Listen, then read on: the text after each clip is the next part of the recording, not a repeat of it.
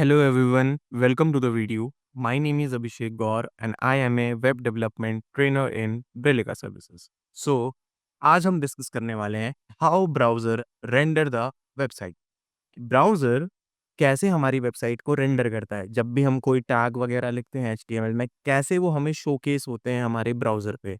तो इसी चीज़ को आज हम डिस्कस करने वाले हैं। इसके लिए मैंने एक फ़ोल्डर बना दिया है वीडियो नाम का और उसके अंदर मैंने 2 फाइल्स बनाई। index.html और style.css। ठीक है, ये वाला टेक्स्ट यहाँ से हटा देते हैं। ठीक, index.html को के अंदर मैंने लिंक कर लिया है अपनी स्टाइल वाली फाइल को। ठीक है, और यहाँ पे मैं थोड़े बहुत एलिमेंट्स बना लेता हूँ। जैसे कि मैंने एक h1 बना लिया, उसके अंदर मैं लिख लेता हूँ हेलो एवरीवन। एक पी टैग भी ले लेते हैं, इसमें लिख देता हूँ मैं वेलकम टू ट्रिलिका सर्विसेज। ठीक है, और अगेन मैंने एक डिव भी बना दी। ठीक है, तो ये कुछ 3 एलिमेंट्स बना लिए हैं मैंने अपनी एचटीएमएल की फाइल में। अब इनके लिए मैं थोड़ी-सी सीएसएस भी लिख लेता हूँ। ठीक है, यहाँ पे मैंने लिख लिया h1। h1 को कुछ कलर दे देते हैं। फॉर एग्ज़ाम्पल के लिए मैंने इसे एक ब्लू वायलेट कलर दे दिया। इसको कुछ फ़ॉन्ट साइज़ दे देते हैं। फॉर एग्ज़ाम्पल के लिए 35 पिक्सेल्स। ठीक है, और सेम पी के लिए भी कर देते हैं हम। कलर तो क्या देना, बट फ़ॉन्ट साइज़ दे देता हूँ मैं। फ़ॉन्ट साइज़ दे दिया मैंने 18 पिक्सेल, या फिर कलर भी देना चाहो तो कलर भी दे सकते हो। ब्लू दे देते हैं। ठीक है, और जो मेरा डिव है, उसको मैंने कर दिया डिस्प्ले नल। ठीक है, तो ये कुछ सीएसएस की प्रॉपर्टीज़ मैंने अप्लाई कर दी है हमारे एचटीएमएल एलिमेंट्स पे। ठीक है, अब अगर मैं इस आउटपुट को ब्राउज़र पे देखूँ, तो कुछ इस तरीके से दिख रहा है। ठीक है, और यही चीज़ हमें पता करना है कि बिहाइंड द सीन ऐसा क्या होता है कि हमें ये आउटपुट दिखता है। ठीक है, सबसे पहले तो अगर मैं राइट क्लिक करूँ और इंस्पेक्ट करके देखूँ नेटवर्क टैब पे जाके, ठीक है, रिफ्रेश करता हूँ, तो देखो सबसे पहले आपने नोटिस किया होगा ये index.html वाली फाइल लोड होती है। हमेशा याद रखना, जब भी आप रिक्वेस्ट भेजते हो सर्वर पे, तो ब्राउज़र सबसे पहले कौन-सी फाइल रीड करता है? index.html। अगेन रिफ्रेश करूँगा तो देखो सबसे पहले यही लोड होगी। यहाँ पे उसका टाइम दिखा रहा है 194 मिलीसेकंड्स। ठीक है? तो सबसे पहले आपकी index.html वाली फाइल लोड होगी, फिर आपकी सीएसएस वाली फाइल लोड होगी। ठीक है? ऐसे चलता है। अब आगे बढ़ते हैं थोड़ा। तो जब भी आपकी फ़ाइल लोड हुई, उसके बाद क्या होता है? ठीक है, फॉर एग्ज़ाम्पल के लिए आपकी ये वाली फ़ाइल भी लोड हो गई, आपकी सीएसएस वाली फ़ाइल भी लोड हो गई। आपने क्या करा, सर्वर पे रिक्वेस्ट भेजा, सर्वर ने आपको फ़ाइल्स दी और आपने वो फ़ाइल्स एक्सेस कर ली। फिर क्या करता है ब्राउज़र? फिर उसके बाद ब्राउज़र क्या करता है, एक बनाता है डोम ट्री। सेकंड फ़ेज़ आता है। फर्स्ट फ़ेज़ में आपने डेटा को फेच करा, फ़ाइलें हैं आपके पास। सेकंड फ़ेज़ में इन सब एलिमेंट का क्या बनता है, डोम ट्री। डोम ट्री कैसा दिखता है? कुछ इस तरीके से।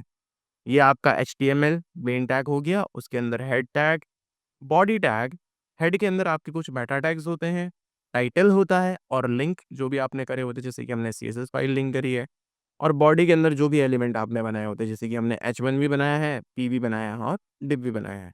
तो ये हमारा जो एचटीएमएल है, इसी की एक स्ट्रक्चर रिप्रेजेंटेशन है आपका ये डोम ट्री, डॉक्यूमेंट ऑब्जेक्ट मॉडल। तो कुछ इस तरीके से क्या बनता है, डोम ट्री बनता है सेकंड फेज़ में। ठीक है? तो सारे एलिमेंट का स्ट्रक्चर बनाया हमने ऐसे। फिर क्या होता है? फिर आता है आपका थर्ड फेज़, ठीक है? और उस थर्ड फेज़ में क्या होगा, आपका सीएसएस का ट्री बनेगा, कुछ इस तरीके से। इसे बोलते हैं सीएसएस ओएम, ठीक है?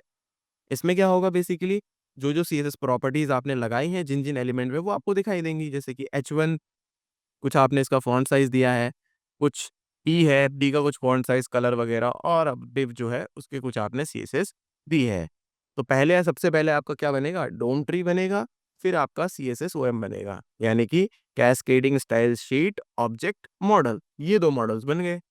फिर उसके बाद क्या होता है, फिर इन दोनों मॉडल को कंबाइन कर दिया जाता है। ये दोनों मॉडल जुड़ करके बनाएँगे आपका एक और ट्री जिसका नाम है रेंडर ट्री।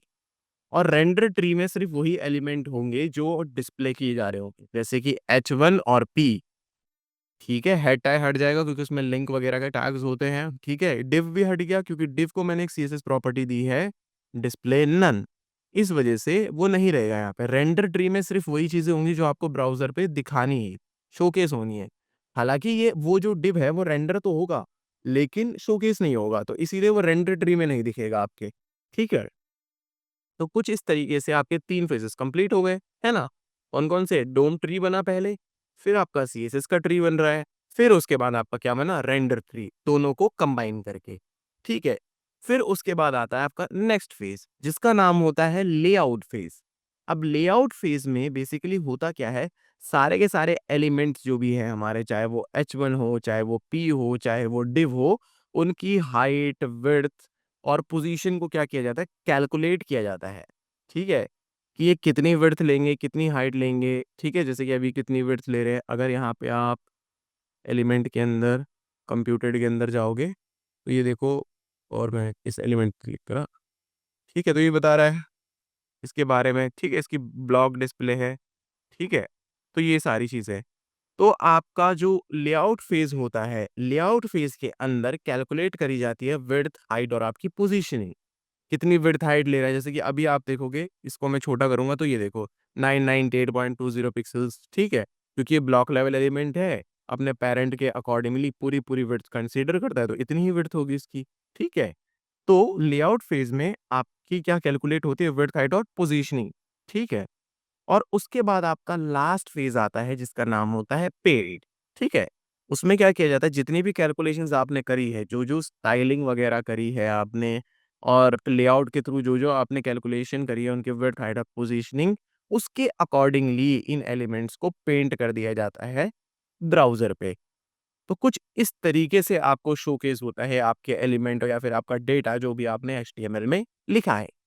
तो इतनी सारी चीज़ें बिहाइंड द सीन्स वर्क कर रही होती है, तब जाके हम जब कोई टैग लिखते हैं, तो हमें ये आउटपुट दिखता है। फिर चाहे वो टैग्स इमेजेस हों या फिर कोई नॉर्मल H1P या फिर कोई सा भी टैग हो। तो बिहाइंड द सीन इतनी सारी चीज़ें चलती है, तब जाके हमें ये आउटपुट दिखता है। तो आई होप आपको ये वीडियोस पसंद आई होगी और आपको पता चल गया होगा आज कि how browser render the website, कि ब्राउज़र कैसे किसी भी वेबसाइट को रेंडर करता है, ठीक है? तो आज के लिए इतना ही रखते हैं। Thank you.